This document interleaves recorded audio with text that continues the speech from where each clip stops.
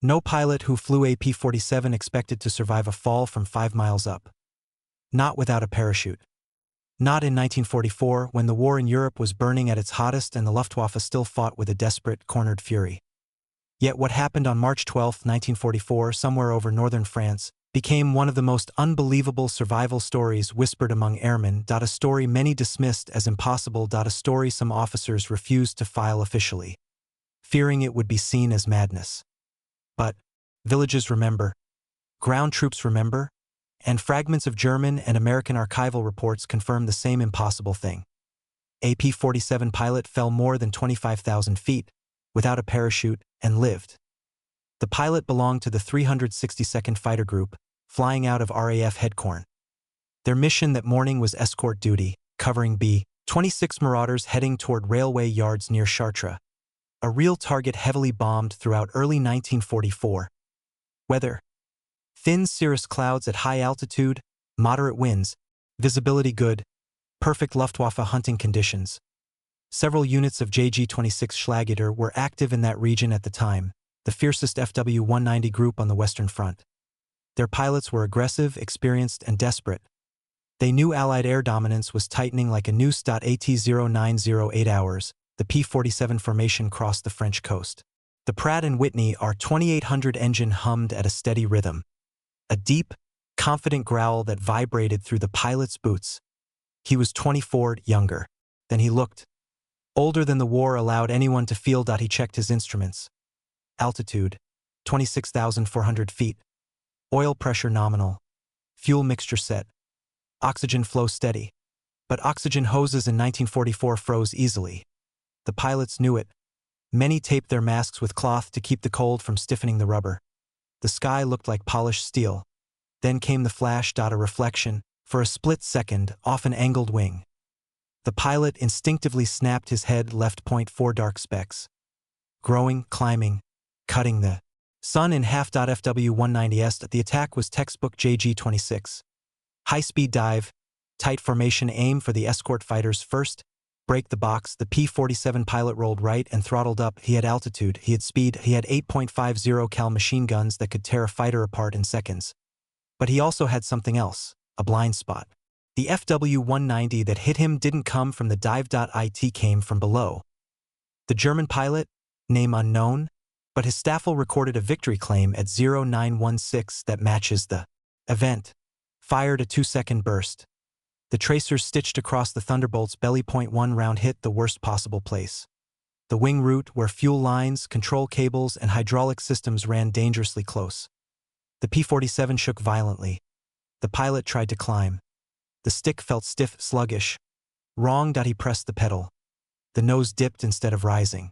Then the cockpit filled with a smell every pilot feared. Burning hydraulic fluid. Fire at high altitude moves like a living thing. Silent, fast, hungry. Inside the cowl, it spread through oil residue, then licked along wiring bundles. The engine stuttered, coughed, then ran rough like it was swallowing gravel. The pilot pulled the canopy release. It jammed. He hit it with his fist. Still jammed. The FW-190 swung around for a second pass. He pulled harder. The lever bent slightly, the steel cold, stiff, then snapped loose. The canopy cracked open. Wind blasted into the cockpit like a hammer. The shock disoriented him, his headset ripped off. His oxygen mask jolted sideways. Then the fuel line ruptured. A sheet of fire rolled under the instrument panel. The heat hit him instantly. He knew he had seconds. He pushed upward, trying to exit. The Thunderbolt rolled left violently. Torque and damage dragging it into a spiral dive. He was half out of the cockpit, half trapped. When the fire surged behind him, burning into his flight jacket, he kicked, pulled, twisted. And then the aircraft threw him out. He didn't jump. He was ejected by chaos. He reached for the parachute ripcord. But the explosion inside the cockpit had already done its work. The parachute pack, mounted on his chest, was scorched, partially melted, and torn open by force. Silk unraveled behind him like snow. Then disintegrated. He understood instantly. No parachute, no backup. Just sky. Just gravity. Just 25,000 feet of falling. At that altitude. Temperature, -40 degree care density. Thin enough to starve the brain. Terminal velocity, 120 to 130 miles per hour. Depending on body orientation, many pilots lost consciousness within seconds. But witnesses later said something unusual. He wasn't spinning uncontrollably. He wasn't tumbling. He was falling straight, stable, face down, arms pinned to his sides by wind force. Maybe instinct. Maybe training. Maybe cold-numbing panic. But this position, documented in real survival cases, reduces tumbling, reduces rotational force, and keeps the body aligned for impact. He fell through a thin cloud layer. For a moment there was nothing, no horizon, no sound except the roar of wind, no sense of up or down. Then the world returned. Fields. A cluster of buildings. A small rail yard. And directly below him, a long curved roof. A glass and timber structure common in rural French stations of the 1930s. The same kind of structure Alan McGee hit. A structure fragile enough to break, but strong enough to slow a body. He hit it with unimaginable force. Glass shattered. Beams splintered.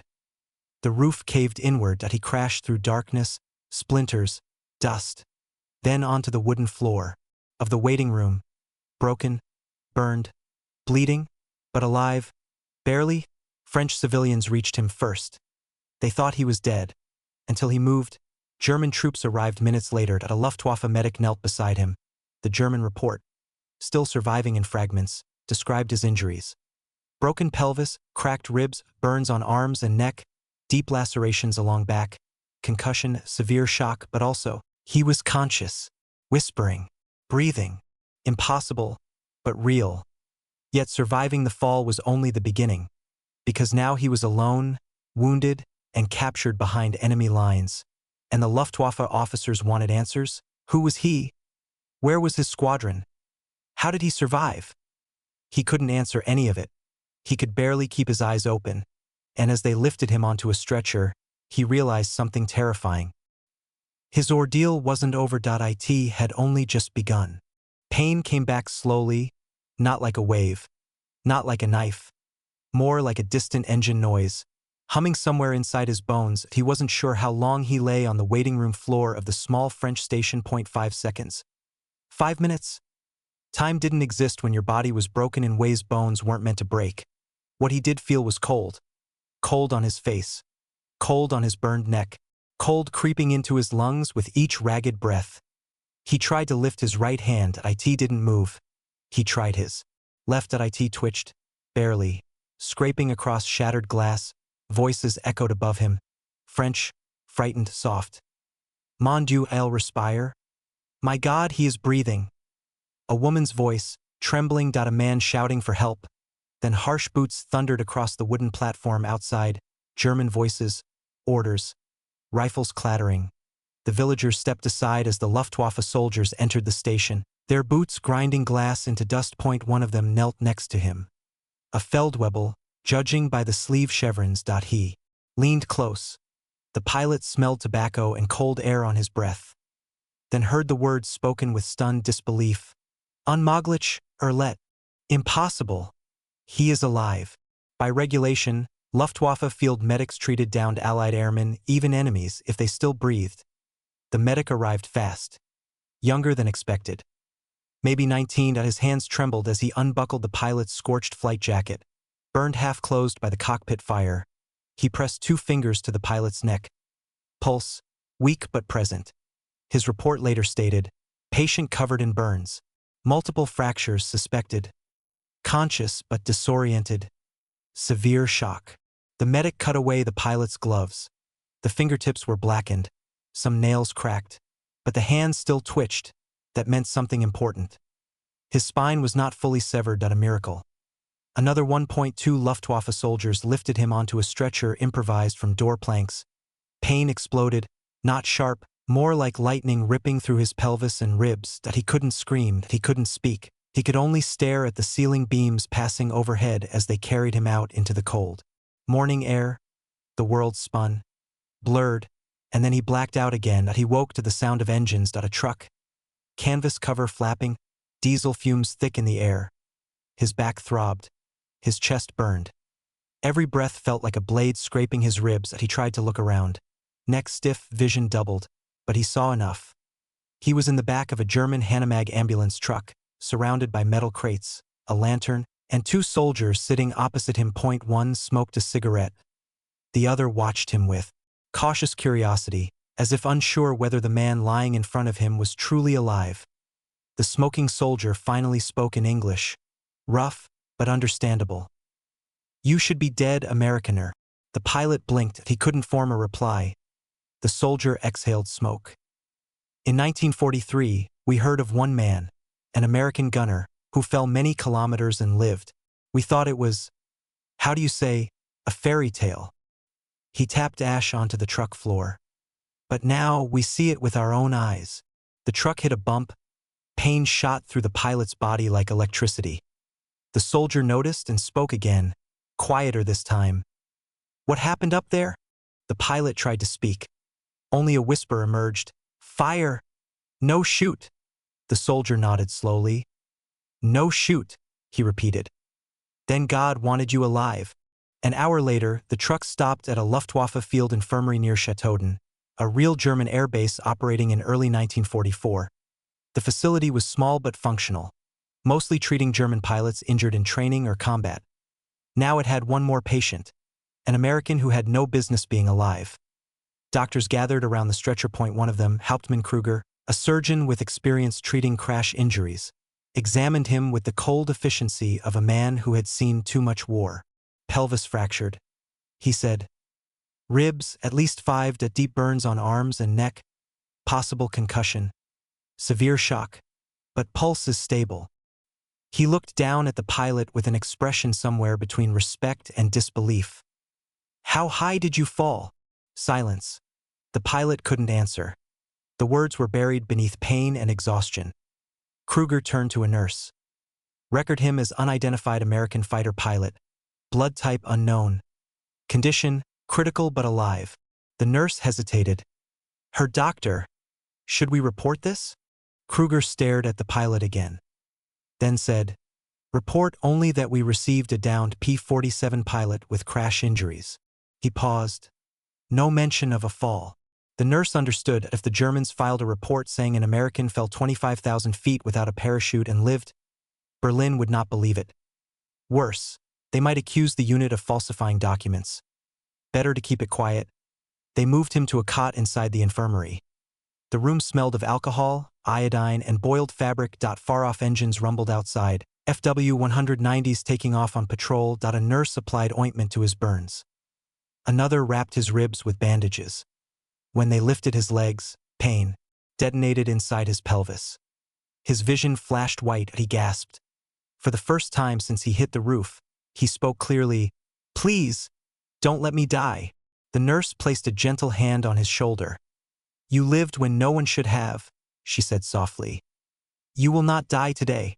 Hours passed. He drifted in and out of consciousness, the world blurring into fragments. A doctor's voice, the crackle of boots on wooden floors, the distant roar of a radial engine, snowflakes landing on the window beside his cot.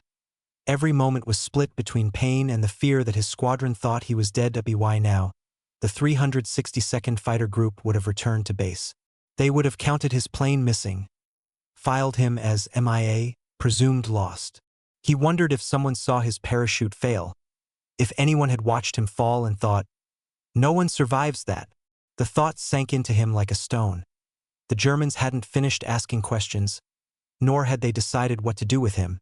And as the sun dropped behind the airfield hangars, he overheard 2 soldiers speaking outside his room. "High Command wants him moved." "To where?" "Dulag Luft. Oberursel. For interrogation." Dulag Luft, the primary Luftwaffe interrogation center for Allied airmen. A place known for psychological pressure, exhaustion tactics, isolation. He was barely alive. Yet they wanted answers, and the journey there would nearly kill him. The worst wasn't the fall. The worst was what waited next. He didn't remember falling asleep. He only remembered waking to hands gripping the sides of his stretcher and the sharp scent of winter air cutting into his lungs. Night had fallen over the Chateaudun airfield. Searchlights swept across low clouds. Somewhere nearby, a generator hummed. The rumble of distant FW-190s echoed like growling animals. A German sergeant leaned over him. "Aufstehen. We move now." "Move now. In his condition?" The medic protested. "He is not stable. The fractures." The sergeant cut him off. Orders from Paris. The Americans are pushing in the west. Transport routes may soon close. He goes to WWII before dawn. The medic's jaw clenched in frustration. But orders were orders. Two soldiers lifted the stretcher. Pain shot through him like a white-hot wire. He bit down on the inside of his cheek hard enough to taste blood. They loaded him into the back of a military Opel Blitz truck. The canvas roof rattled in the wind. The floor was freezing metal. A lantern swung above him, its flame trembling with every bump. A young soldier sat beside him. Rifle across his knees, he didn't look cruel. Just cold, tired, and scared. For the first time, the pilot spoke clearly. "Where are you taking me?" The soldier hesitated, then replied in quiet English. "To Oberursel, interrogation center." He swallowed. WWII. Every Allied pilot knew the name. Not torture. Not beatings. Something worse: silence, isolation, psychological warfare. Interrogators trained to break men without touching them, and he was going there half dead. The truck started moving, bouncing over frozen ruts as it turned onto a narrow rural road. The journey would take hours, from central France toward the Frankfurt region. Each jolt sent agony tearing through his broken ribs and pelvis. His breath grew shallow, sweat formed. Across his burned neck, mixing with iodine, he stared at the canvas roof, trying to breathe through pain. But pain was not the worst part. The worst part was the cold creeping into him, threatening to pull him into sleep. A sleep he might not wake from. The young guard noticed his shaking and removed his own winter coat, placing it gently across the pilot's chest. "Better you do not die on the road," the German muttered. "It is bad for paperwork." It was the closest thing to kindness he had felt in days. Hours blurred, fields, villages, empty crossroads, ruins of farmhouses hit by Allied bombs. Then a stop, voices, lights. A checkpoint. He heard soldiers speaking with urgency. "Was this das? Ein Gefangener?" "Yes, a downed pilot. Papier." The truck canvas lifted. A lantern shone in his face. The officer inspecting him froze. "Let. He lives," the guard answered. For now. The officer stared at the bandages, the burns, the broken body. "What happened?" The guard shrugged. "He fell." The officer frowned. "From where?" The guard looked down at the American, then back to the officer. "High enough." That was all he said. The officer approved the passage. The truck rolled on. Near dawn, the cold worsened. His fingers went numb. His legs felt like stone. His lips turned blue. He drifted in and out of consciousness, each blink opening to a slightly different world. A blurred guard face, a lantern swinging, a snow-covered fence, a dog barking, dark trees rushing past, an argument in German, a star fading behind clouds. At one point, he woke to hear two soldiers speaking quietly, thinking he was unconscious. "He won't survive the day." "Then why take him to Oberursel?" "Orders. Pointless. Everything is pointless now." The war was wearing them down too. Just after sunrise, they reached a small rail junction. Steam clouded the platform. A locomotive growled as workers loaded crates under armed watch. The stretcher was carried out. The cold morning air sliced into him like a blade. He was transferred into a guarded medical wagon. A small compartment with a wooden floor and locked door. The train began moving north. The rhythm of wheels on rails pounded through his bones. The pain was unbearable. His throat dry, his breath ragged. He whispered a single thought under his breath. Did they see me fall? Had any of his squadron witnessed the wounded P-47 spiraling down? Had they seen him thrown out? Had they watched the useless parachute pack unravel? Or did they think he burned in the cockpit? Being forgotten hurt more than the fall. Hours later, the train stopped near the main river. He was too weak to lift his head. Two guards carried him from the wagon and into a waiting ambulance. Snow fell gently, a quiet contrast to the chaos of the morning. They drove through the outskirts of Frankfurt, past bombed-out districts and long lines of civilians gathering rations. At last, a gate appeared ahead. WWII, Oberursel, the primary interrogation center for Allied aircrew, surrounded by barbed wire, watchtowers, barracks. Cold brick walls stained by rain and smoke. At a place every pilot feared. At a place where the Germans didn't need violence. Only time, silence, and the crushing weight of isolation. The ambulance stopped. Soldiers opened the doors. The pilot was carried inside, through a corridor of concrete and dim lights. A German officer approached. Tall, thin, wearing round glasses, he looked the pilot over with clinical interest. "This is the one from Chateaudun?" "Yes, Herr Oberleutnant." He leaned close, studying the American's burned face. "A man who falls without a parachute," he murmured, "and still arrives at my door alive." He straightened his glasses. "Will not be easy to break." He turned to the guards. "Place him in room 12. Separate from the others. No talking to no visitors. We begin questioning tomorrow." The guards nodded. The officer added one final line. "And do not let him die." "Not yet." They carried him into a small cement room. Bare walls, a single cot, a metal bucket, a barred window too high to reach. He was laid gently onto the cot. The door shut behind him with a metallic finality. For the first time since he fell, he was truly alone. No voices, no engines, no flames. Only silence, a silence so heavy it pressed into his ribs harder than the crash. He realized something chilling. He had survived the impossible fall, only to enter a place designed to break the mind of any man who lived through it, and the interrogators of Dulag Luft had not even begun. The sky had almost killed him. Now the silence would finish what gravity couldn't. The room was barely larger than a walk-in closet. Gray cement walls, a single steel cot bolted to the floor. .1 bucket for water. .14. Everything else, no window he could reach, no clock, no sense of time. Just silence. The kind of silence that presses on your skull until even your heartbeat feels loud. He tried shifting his weight on the cot. Pain shot through his pelvis, his ribs crackled. His burns throbbed with every breath. He closed his eyes, no relief.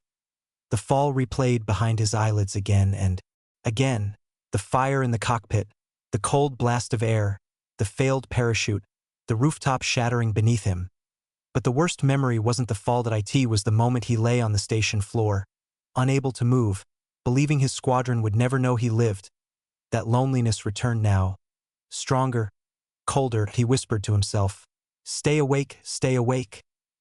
He knew if he slipped into shock, he might never wake up. But exhaustion dragged at him like hands, pulling him underwater. At some point, minutes or hours later, boots echoed down the corridor. Keys jangled. The door opened. Light flooded the room. A tall man stepped inside wearing a Luftwaffe officer's coat, perfectly pressed, round glasses on his sharp face. Cold eyes. He carried no weapon. He didn't need one. The soldier behind him announced, "Herr Oberleutnant Vogel," then left. Locking the door, Vogel stood silently for a moment, studying the broken pilot the way a scientist examines an unusual specimen. At last he spoke, calm, almost gentle. "You fell from the sky," he said quietly. 25,000 feet. No parachute. I have interrogated hundreds of airmen, but never one who arrived this way. The pilot remained silent. Vogel stepped closer. "You should be proud," he said. "To survive such a fall is a miracle." He paused. "But miracles mean nothing here." Vogel pulled a chair from the corner and sat across from the cot. He folded his hands. "Let us begin. Name, rank, serial number." The pilot breathed slowly. "John, Lieutenant, 31420. He forced the last number out through trembling lips. Vogel nodded. "Good. You follow the Geneva Convention. That will make this easier."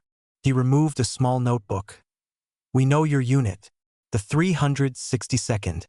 We know your airfield. Headcorn. We know your escort mission to Chartres." Nothing surprising. Luftwaffe intelligence was efficient. Vogel went on. "What we do not know is this. Why were several Thunderbolts observed breaking formation shortly before the marauders reached their target?" The pilot said nothing. His silence wasn't defiance. It was exhaustion, pain, fog. His body couldn't muster more. Vogel leaned forward. "You have lost much blood. Your pelvis is fractured. .3 ribs broken. Your burns are not yet dressed properly." He let the words hang in the air. "You will not survive long if you do not cooperate." It wasn't a threat. It was a statement of fact. The pilot whispered, "I told you, my name, rank, serial." Vogel exhaled with mild disappointment. Very well. Then we wait. He stood, placing the notebook back into his pocket. Pain is a patient interrogator that IT never sleeps. He turned to leave, but stopped at the door. One question, he said without looking back. How did you survive the fall? The pilot looked up with glassy eyes. I don't know. Vogel stared at him for a long moment, then nodded once, almost respectfully. Neither do I. The door closed, silence returned, a heavier silence than before. Hours blurred, he drifted between sleep and waking pain. Cold seeped through the thin blanket. His burns stung. His ribs ached.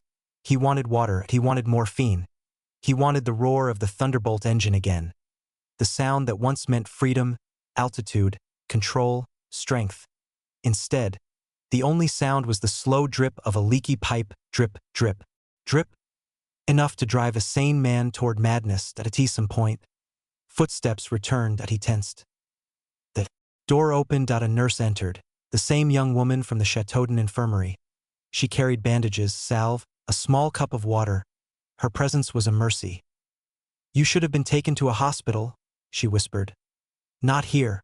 Her hands were warm as she cleaned his burns. He winced, but said nothing. You fell so far, she murmured, shaking her head. I don't understand how you lived. He barely whispered. I don't either. She gave him water. Small sips, careful and slow. Then she leaned closer. You must stay awake. If you sleep too deeply with injuries like this, you may not wake. He nodded weakly, her eyes softened. I will return when I can. Rest, but not too long. She slipped back out. The door shut. The silence returned, but now it felt survivable. Her kindness acted as a lifeline. Thin, fragile, but real. Night came again. Bright light suddenly flooded the room. Vogel entered with two soldiers. He motioned for them to pull the pilot up slightly. Causing a burst of pain so sharp he nearly fainted, Vogel began without greeting. Your group has increased activity over the Seine corridor. Someone will die if we do not understand your tactics. The pilot fought to keep consciousness. I only say, name, rank, serial, Vogel sighed. You Americans are predictable, admirable, irritating. He waved the soldiers away. Return him to the cot. As they lowered him, pain cracked through his ribs that he gasped, seeing stars. Vogel leaned close, voice cool and quiet. You are not a prisoner because you were shot down. You are a prisoner because you survived what no one survives. High Command wants to know how. The pilot barely whispered. It was luck. Vogel's expression did not change. There is no luck at 5 miles.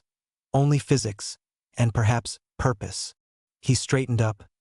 We continue tomorrow that if you are still alive. He stepped out. The door locked again.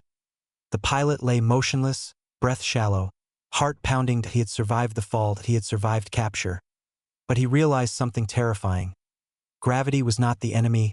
Silence was, and silence was winning. Morning arrived without sunlight. Gray haze seeped through the high window, turning the cement walls cold and metallic that he hadn't slept. Not really, pain kept dragging him back to half-consciousness. Fear kept him from letting go completely. His burns pulsed with heat. His ribs felt like shattered glass. Every breath scraped, but the worst part was the quiet. The kind of quiet that makes a man listen to things that aren't there. Footsteps, whispers, engines, voices calling his name. None of it real. Shock. Can do that? His mind was slipping, and he knew it. He gripped the edge of the cot with trembling fingers, whispering, Stay awake. Don't let it take you. He didn't know what it was. Pain? Fear? The cold? All of them. Hours passed. Then, boots. Measured, slow, certain. The lock clicked. The door swung open. Oberleutnant Vogel entered again. Carrying a folder, he set it on the chair and studied the pilot with unsettling calm. You are still alive, Vogel said softly. A surprising outcome. He sat down. I want you to understand something. I am not here to hurt you, I am here to understand you. The pilot coughed. A wet, painful sound. Understand what? Vogel opened the folder. Inside were documents, reports, Photographs. Point 1 photograph made the pilot freeze. It was the wreckage of his P-47. What remained of it? The fuselage twisted, the wings charred, the tail section buried in a tree lined at a caption at the bottom. Recovered near Bevel-le-Comte. Pilot presumed dead. Vogel tapped the photograph lightly. You should have died in that cockpit. He slid another document forward. A German field report. American pilot observed falling without parachute. Impact site located at train station. Subject alive. Vogel looked up. You realize how impossible that sounds? The pilot closed his eyes. He remembered the wind screaming past him, the roof rushing upward, the impact, the darkness. I don't remember all of it, he whispered. That, Vogel replied, is normal. Memory collapses under extreme trauma. He leaned forward. I have studied air accidents for years. Altitude physiology, terminal velocity, survivor accounts. He spoke as if lecturing a university class, calm, precise, almost fascinated. Men do not survive falls from 5 miles, except for 2 confirmed cases in this war. The pilot's heartbeat quickened. Vogel continued. One was an American gunner. Fell through a glass roof, broke nearly every bone, yet lived. He paused. Another, a British airman. He fell into trees and snowed, no parachute, no harness, yet fully conscious. The pilot's mouth was dry. Vogel leaned close. You are the third, the pilot swallowed. What do you want from me? Vogel clasped his hands. The truth. I told you. No, Vogel cut him off quietly. Not about your unit. Not about your mission. About you. The pilot stared in confusion. Vogel continued. Your body should have been destroyed. Your spine severed. Your lungs collapsed. Your skull fractured beyond recognition. He lowered his voice. Yet you are sitting upright. Pain stabbed the pilot's ribs. Barely, he whispered. Barely, Vogel agreed. But alive. He stood and paced slowly. I have seen pilots die from falling 10 meters off a ladder. I have seen men jump from burning aircraft with parachutes that half opened, and they died on impact. He turned sharply. But you strike a station roof at 120 miles per hour and breathe. The pilot felt a cold shiver despite the fever burning through him. Vogel stopped pacing. Tell me something, he asked quietly. When you fell, did you resist?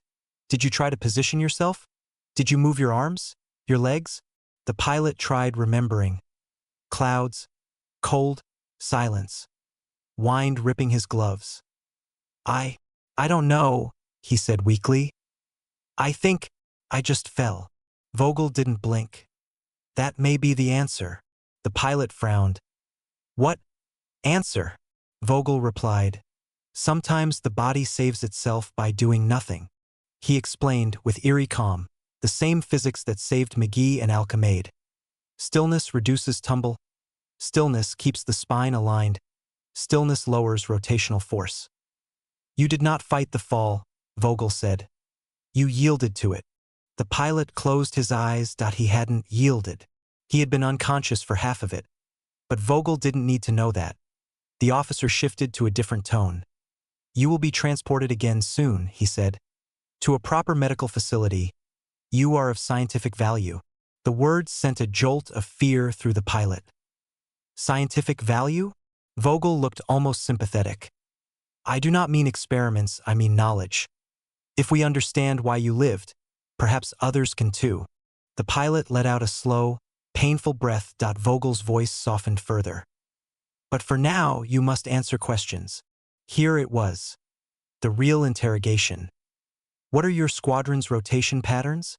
Silence. What altitude do your B-26 escorts maintain? Silence. What radio frequencies do you use? Silence. Vogel sighed. You are American to the core. He stood to leave, but before exiting, he paused in the doorway. There is something you must understand. The pilot looked up with tired eyes. Vogel continued. You will not survive if you continue like this. Your fractures are worsening. Your burns will infect. Your lungs may collapse. He spoke the next sentence slowly. If you die, they will blame me, and I will not allow that. He stepped out. The door slammed shut. Silence returned. But this time, it didn't break him. That IT made him angry. Anger was strength. Anger was heat. Anger was the first thing he'd felt since the fall that didn't hurt. He whispered into the dark, I'm still here. But he was not alone. Outside the door, someone had heard him. That a shadow moved. That a key turned. And the door began to open again. What entered next would change everything. The door opened slowly, not with the sharp authority of a guard, or the confident stride of Oberleutnant Vogel. This time it opened cautiously, softly, as if the person behind it was afraid of waking him. A silhouette stepped inside. The nurse from earlier, the one who had cleaned his burns, given him water, warned him to stay awake. She closed the door behind her and whispered urgently, You must not speak. Listen only. Her voice trembled, not with fear of him, but fear for him. She looked over her shoulder, ensuring no guard followed. Then she leaned close. Something is happening, she whispered. The front is moving faster than Berlin expected. The Americans, your people, are advancing. He blinked slowly. His brain, fogged by pain and fever, struggled to process the words. Advancing where? Everywhere, she said. In the west, in the south. The Luftwaffe is losing airfields. Roads are closing. The transport lines to this camp may be cut within days. He stared at her, breathing shallowly. She continued. You are supposed to be transferred to another camp tomorrow.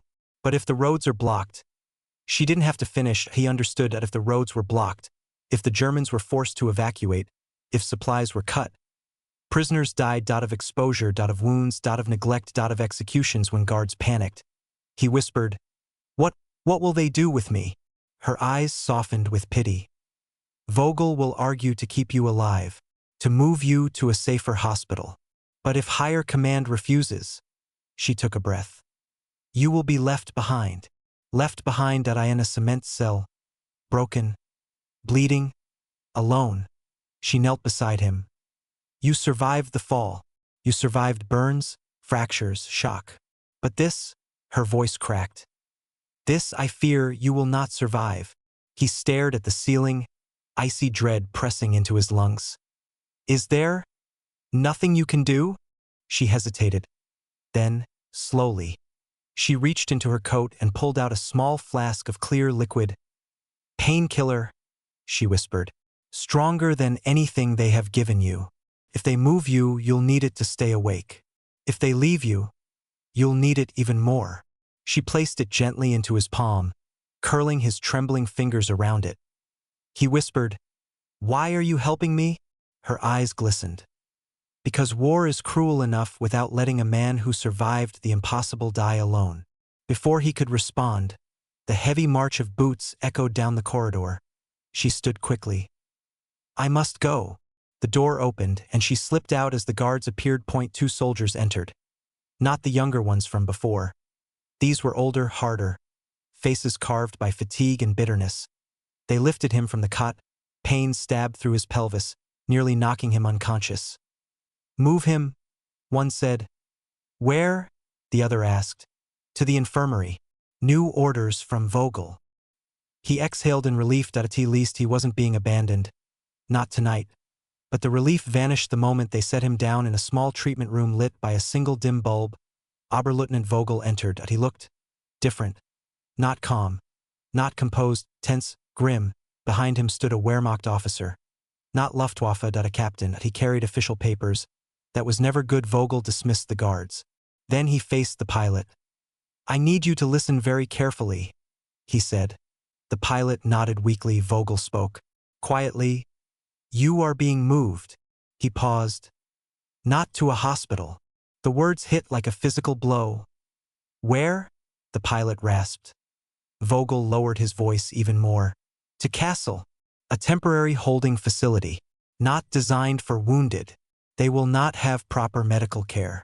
And the roads between here and there are not safe.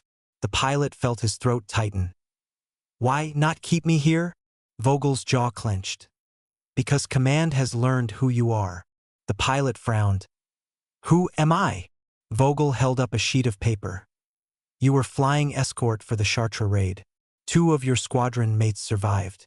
They filed reports. American intelligence believes you are dead. But German intelligence believes you may know the new escort timings for the marauder groups targeting the Ruhr. The pilot shook his head weakly. I told you, I won't talk. That is not the point, Vogel said sharply. The point is, they no longer care if you live long enough to try. Silence. Cold. Heavy. Suffocating. The Wehrmacht captain stepped forward. We depart in 1 hour. Vogel turned on him with sudden fury. He cannot survive that transport. That is not your concern, Oberleutnant, the captain replied. Vogel took a step closer. It is my concern. He survived a fall from the stratosphere.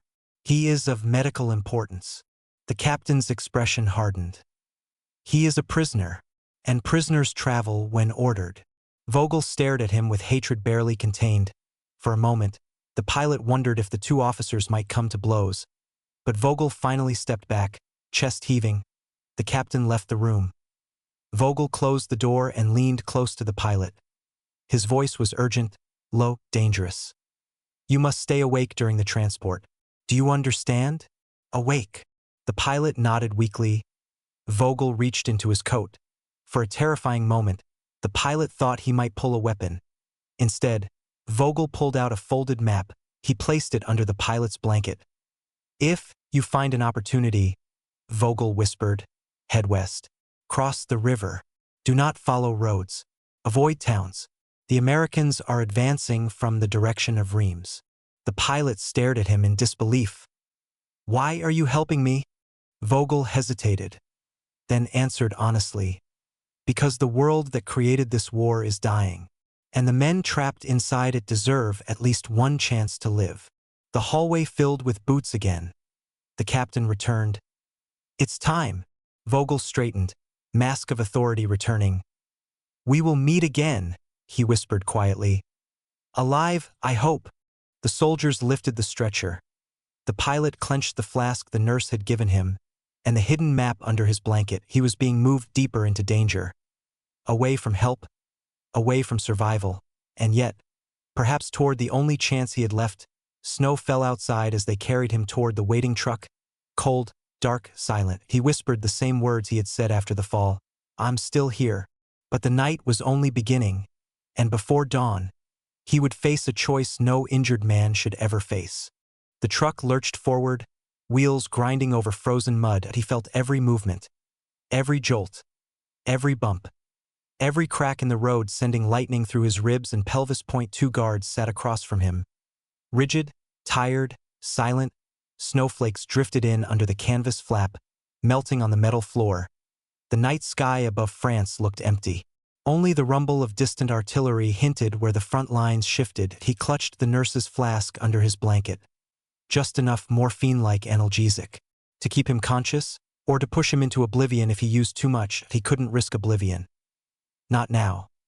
Not when Vogel had risked his career, maybe even his life, to slip him a map. Not when American troops were closing in from the west. Not when left behind meant death. That he forced the cap open with numb fingers and drank 2 slow mouthfuls. Warmth spread through his chest. Not comfort, just enough to keep his eyes from drifting closed. The guards didn't notice. They were staring out into the night, uneasy as if waiting for something or afraid of something. He could feel the tension tightening in the air. Then, far ahead, a low rumble, a vibration through the wheels, a faint echo like thunder rolling across distant fields. 1 guard leaned forward, frowning. Artillery? The other shook his head. No, that is not artillery. The pilot knew the sound instantly. He'd heard it 100 times over England at a deep, growing hum that made the air tremble. Radial engines. Multiple. Approaching low. The guards turned their heads sharply. The hum grew louder, closer, filling the sky like a swarm of wasps. 1 guard shouted, Flugzeug! T-Flug! Blanes! Low-altitude searchlights snapped on across a distant ridge. The night exploded with white beams, and then through swirling snow. He saw it, a silhouette with broad wings, triangular cowling, a powerful profile that no Luftwaffe pilot would mistake, a P-47, another behind it, then another, a whole flight of Thunderbolts sweeping low over the forest, engines roaring like thunder. His heart hammered in his chest. His people were here, searching, hunting. The guards panicked. "Stop the truck! Stop!" The driver braked hard, snow sprayed. The vehicle jerked violently, nearly throwing the stretcher sideways. The guards jumped down, shouting orders, grabbing rifles, yelling toward the tree line. He used the chaos, clenched his fist around the flask, swallowed the last of the liquid, numbing his pain. His vision sharpened. His breath steadied. He pulled the map from beneath the blanket. Vogel's voice echoed in his mind. Head west. Avoid roads. Avoid towns. Cross the river. He slid his battered body toward the edge of the stretcher. His legs screamed. His ribs burned, but pain didn't matter now, because survival, for the first time since the fall, felt possible. He gripped the side of the truck, breathed once, twice, then dropped. The impact nearly knocked him unconscious. White sparks burst behind his eyes. But he did not black out. He dragged himself beneath the truck as the guards' boots thundered around him. They were too distracted to notice. Two P-47s streaked overhead, engines howling, machine guns rattled in the distance. The Germans shouted, pointed, ran. One of them fired blindly at the sky. The pilot used the chaos to crawl, inch by inch, toward the ditch beside the road. Every movement felt like bone grinding bone. Behind him, a guard yelled, "Where's the prisoner? Check the truck." He froze. Boots stomped. A soldier climbed into the truck. Another looked beneath it. The pilot pressed his body flat into the ditch, cold water soaking into his shredded flight jacket. A beam of flashlight swept across the road, missed him by inches. Then, a thunderous boom echoed from the forest. A German fuel truck exploded. Flames lit up the night sky. The guards ran toward the inferno. He didn't wait. He pulled himself into the tree line, dragging his broken body over roots and frozen brush. Each breath was agony. His vision blurred, but he kept going, west, toward where the P-47s had come from, toward the front, toward life. Hours passed like years. He crawled when he couldn't walk. He limped when he couldn't crawl. Twice he fainted. Each time he forced himself awake again. Terrified that if he slept in the snow, he would never rise, dawn crept slowly across the sky. Pink, cold, unforgiving. He reached a small clearing, collapsed against a fallen tree. His burns stung. His ribs clicked with each breath. His pelvis felt shattered. He looked at the sky and whispered, "Not yet." Snowflakes drifted over him, settling on his eyelashes. Then he heard it, a sound so faint he thought he imagined it first. Over the wind. Just a distant hum. But it grew louder, deeper, a familiar engine. Not German. Not like the sharp whine of a DB605 or the growl of an FW190. This was different. Lower, heavier, thunderous. A radial engine, a Pratt & Whitney R2800 P-47. He forced himself upright, leaning on the tree trunk.